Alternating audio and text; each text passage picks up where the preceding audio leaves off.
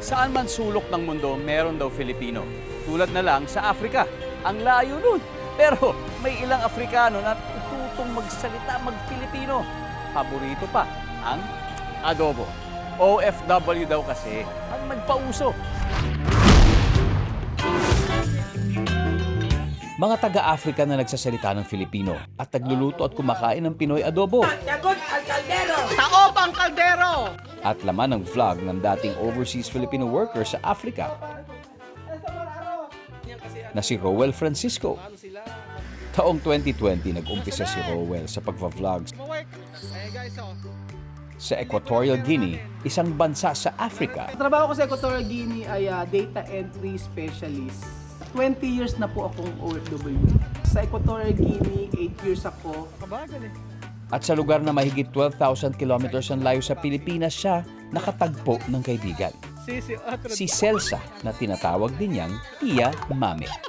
Merong magkaibigan si Misma at si Lilia na namamalimos sa akin. So sa halip na bigyan ko ng pera, ang ginawa ko, pinapasok ko sa resto.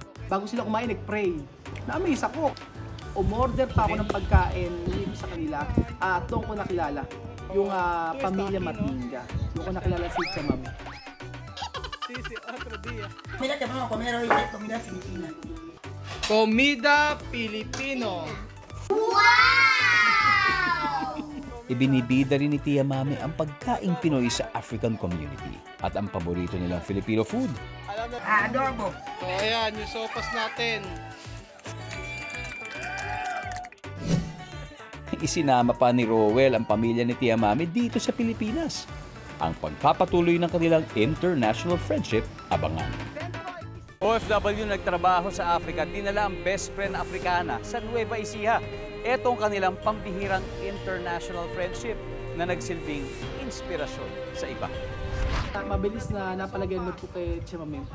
Napakasimple yung binigay pero yung pasasalamat nila ay sobrang nakakagaan ng loob.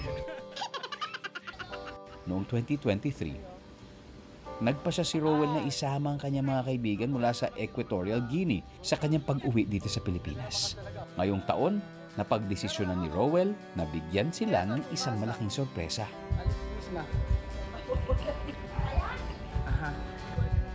Binigyan ko sila ng bahay kasi deserve nila. Yo no tengo dinero para pagarte todo ese sufrimiento. Solo Dios pagar tú. Pinapaaral din ni Rowell ang mga anak ni Tia Mami dito sa Pilipinas. Sa bansa nila, hindi naman priority yung pag-aaral. Kung magkakaroon ng magandang education, sigurado in the future ay lahat sila ay magkakaroon ng maayos na trabaho. Ang kwento ni Rowell ay nagpapakita na kahit saang man bahagi ng mundo mapadpad ang mga Filipino, natural sa atin ang mabuting pakikipagkapwa.